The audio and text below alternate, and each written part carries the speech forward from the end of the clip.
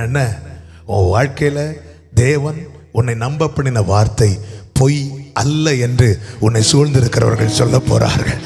இவன் சொன்ன கர்த்தருடைய வார்த்தை மெய்.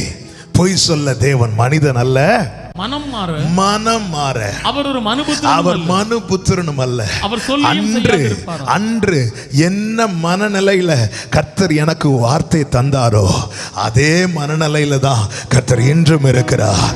ஆபிரகாமுக்கு ஆரோக்கியம் இருந்த போது வாக்குத்தத்தத்தை கொடுத்தார்.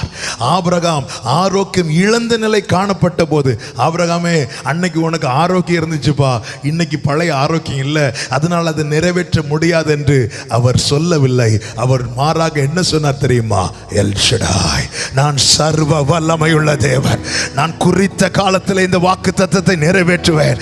அன்று ஆரோக்கியம் இருந்த போது ஆபிரகாமுக்கு என்ன சொன்னாரோ அதை நிறைவேற்று மட்டும் அவர் மனம் மாறவில்லை. இதை குறித்து சொல்லப்படும், இவர்கள் தேவன் மனம் மாற மனுபுத்திரன் அல்ல. அவர் சொல்லியும் செய்யாதிருப்பாரோ, அவர் வசனித்தும் நிறைவேற்றாதிருப்பாரோ. அவர் சொன்னா அதை செய்வார், அவர் வசனித்தால் அதை நிறைவேற்றுவார். ஆமென்.